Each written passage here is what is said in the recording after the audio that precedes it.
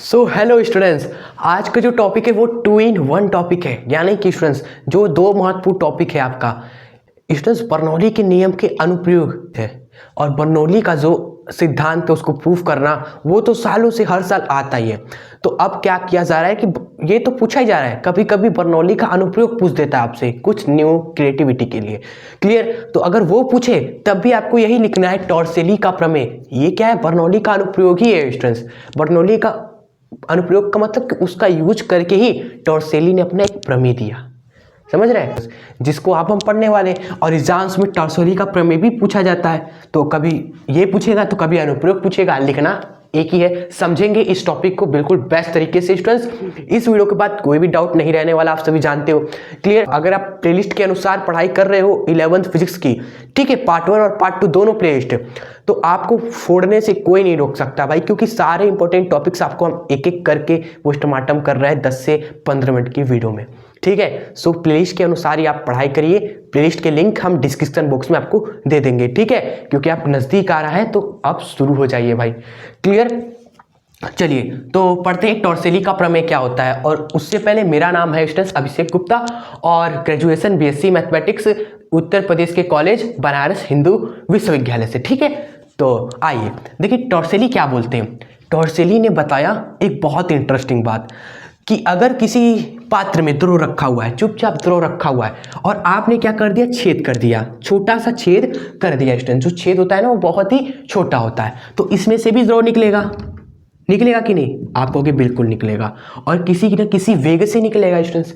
वो वेग मान लेते हैं यहाँ का वेग है v2। ठीक है, चलो।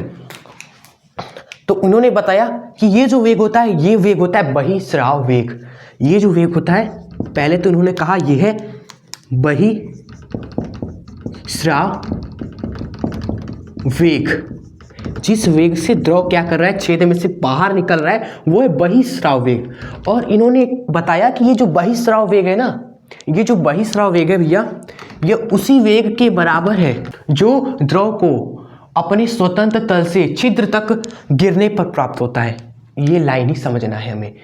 ये वेग वही वेग के बराबर है स्टूडेंट्स, वही वेग के बराबर है जो आप द्रव को उतनी ही ऊंचाई पर, इसी तल पे आप द्रव को क्या करो, ये है द्रव मान लो, यहाँ तक छिद्र तक गिरने पर जो भी वेग प्राप्त होगा, द्रव को यहाँ से छिद्र तक गिरने पर जो भी वेग प्राप्त होगा, ये वही वेग होता है। क्लियर? यानी जो यहाँ से यहाँ तक द्रव ऐसे आ रहा है और यहाँ से जो वेग निकल रहा है जिस वेग से, ये वो वही वेग है भैया जिस वेग से द्रव को आप ले जाओ आसमान में और छिद्र तक छोड़ो, जो वेग प्राप्त होगा वो वही वेग होता है। ठीक है? और वो वेग क्या होगा स्टूडेंट्स, कैलकुलेट कर सकते हो आप सभी। अगर ये छिद्र से स्टूडेंट्स द्रव कितनी ऊंचाई पर है, h ऊंचाई पर है, तो सरल रेखा का गति का फॉर्मूला लगा देते हैं। तीसरा गति का तीसरा नियम भैया जो होता है v स्क्वायर बराबर u स्क्वायर प्लस में 2as होता है ना। तो वेग क्या है स्टूडेंट्स, यहाँ का, यहाँ पर तो विराम में था, अभी तो जब हमने छोड़ा तो यहाँ पर तो रुका हुआ था आपका वेग 0 प्रारंभिक, तो ये तो 0 हो जाएगा स्टूडेंट्स आपका। हमें ये v चाहिए, जब छिद्र तक पहुंचा तो वेग क्या आता है, आइए निकालते हैं। v स्क्वायर बराबर 2, a आपका क्या होगा, a होगा गुरुत्वीय त्वरण के बराबर। यहाँ पर जो त्वरण लगेगा स्टूडेंट्स वो g के बराबर होगा। सो 2g और s, विस्थापन कितना है यहाँ से यहाँ तक का, h है, मल्टीप्लाई में h, वेग क्या मिला स्टूडेंट्स, रूट में 2gh। यानी कि ये जो वेग है v2, ये वही वेग के बराबर है 2gh। स्टूडेंट्स ये जो वेग है ये हमने सरल रेखा गति के फॉर्मूले से निकाला है स्टूडेंट्स, और ये द्रव के लिए भी सही है भैया। द्रव कि किसी भी द्रव का जो बहिस्राव वेग है ये वही वेग होता है जिस वेग से स्वतंत्र तल से द्रव छिद्र तक गिरने में यानी फॉल करने में प्राप्त होता है। फॉल करने में भैया प्राप्त हो। ठीक है? स्वतंत्र तल से, ये होता है स्वतंत्र तल, क्योंकि यहां पर कोई द्रव को नहीं छेड़ने वाला, ये है स्वतंत्र तल।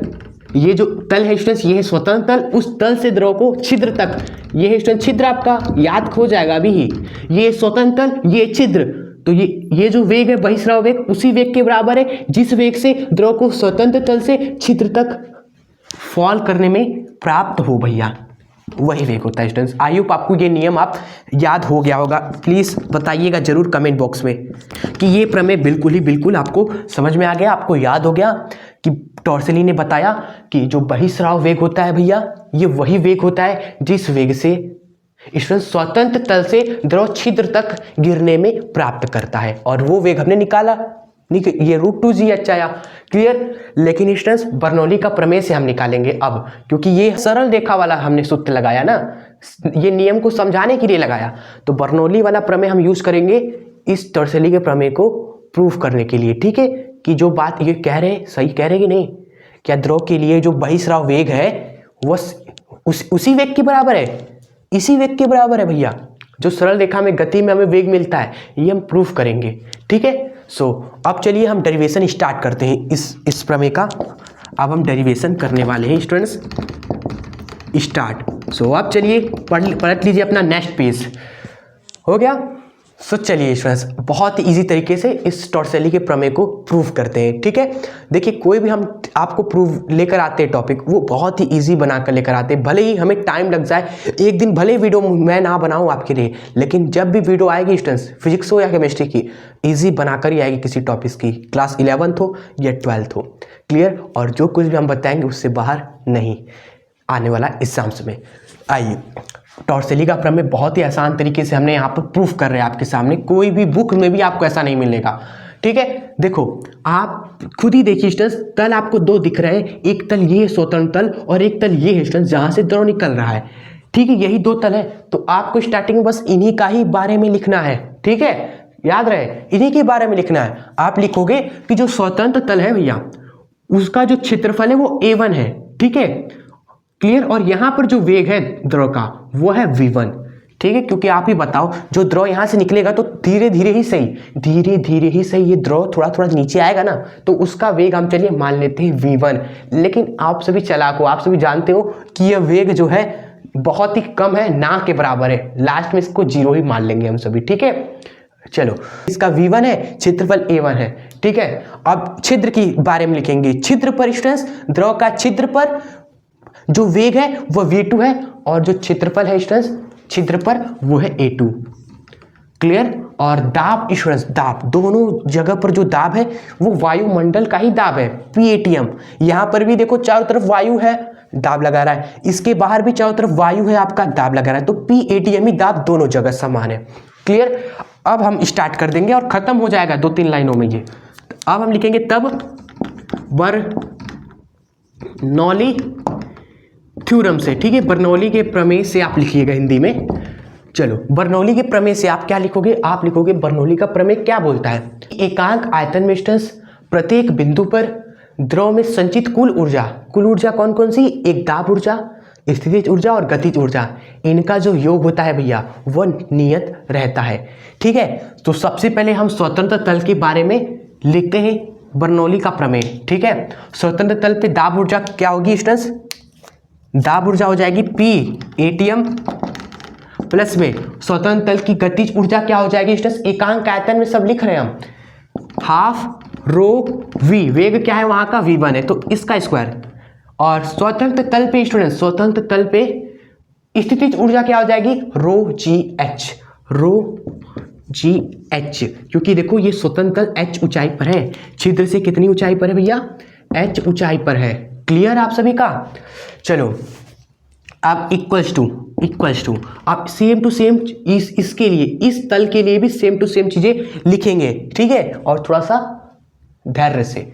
स्वतंत्र तल पर स्टूडेंट दाब ऊर्जा क्या हो जाएगी, एकांक आयतन में PATM होगी, क्योंकि दाब तो वही लग रहा है, लेकिन वेग अलग है ना वहां का, तो गतिज ऊर्जा अलग हो जाएगी, ½ ρ, वेग v2 है तो v2 का स्क्वायर लिखोगे आप सभी। ठीक है, और स्थितिज ऊर्जा क्या हो जाएगी वहां पर, स्थितिज ऊर्जा हो जाएगी ρg, ऊंचाई कितनी है भाई, ऊंचाई तो 0 है ना, हाइट इज इक्वल्स टू 0 भाई, क्योंकि देखो ये जब आपका h ऊंचाई पर है तो ये जो तल है वो तो तल ही है आपका, ये छिद्र ही आपका तल है, और उससे आप ऊंचाई नाप रहे हो, तो छिद्र की ऊंचाई क्या होगी, खुद की ऊंचाई क्या हो जाएगी, 0 हो जाएगी स्टूडेंट्स, तो ये 0 आप लोगे। चलो तो इसको ही सॉल्व करिए, आपका हो गया बस। और लिख दीजिएगा स्टूडेंट्स जो V1 है वह 0 के बराबर हो जाएगा। क्यों स्टूडेंट्स?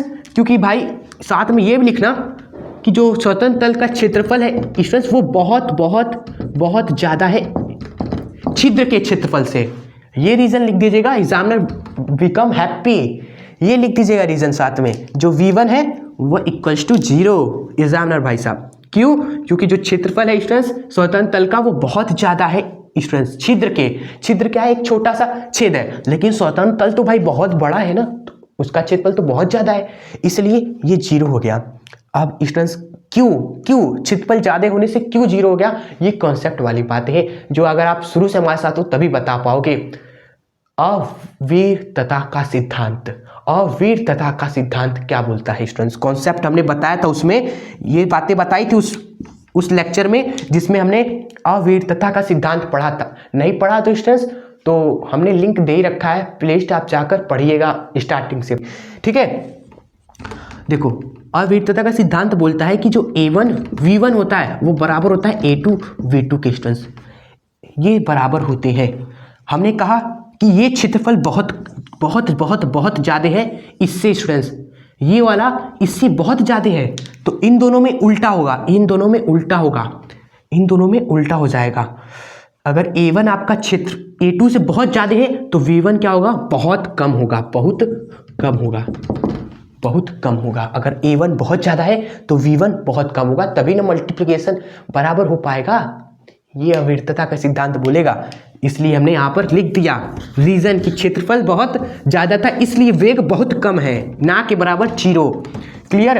अब स्टूडेंट्स यहाँ पर आप कभी सभी देखेंगे, यहाँ पर भी पेटीएम, यहाँ पर भी पेटीएम कट जाएगा, ये तो ऑलरेडी 0 हो गया, ठीक है। और क्या रह गया हमारा, और स्टूडेंट्स V1 भी तो 0 हो गया, तो ये भी गया हमारा, क्या रह गया, रो GH, ये रो GH इक्वल्स टू वहाँ पर क्या है, हाफ रो V2 का स्क्वायर। स्टूडेंट्स यहाँ से आप देखेंगे रो से रो भी गया, और यहाँ से जब आप V2 कैलकुलेट करेंगे स्टूडेंट्स तो V2 इक्वल्स टू V2 का स्क्वायर इक्वल्स टू हो जाएगा 2 मल्टीप्लाई इधर तो 2GH। और फाइनली आप सभी जब V2 निकालने जाएंगे क्या करेंगे, स्क्वायर हटाएंगे, उधर रूट लग जाएगा, तो VT इक्वल्स टू रूट में 2GH। ये क्या है जो स्टार्टिंग में हमने देखा था, ये तो वही वेग निकला स्टूडेंट्स जो गति का समीकरण लगाने पर भी हमें मिला था स्टूडेंट्स। स्वतंत्र फाल मुक्त पतन के लिए स्टूडेंट्स गति का समीकरण लगाया तब भी वही मिला था, और बर्नौली का प्रमेय लगाया तब भी वही मिला।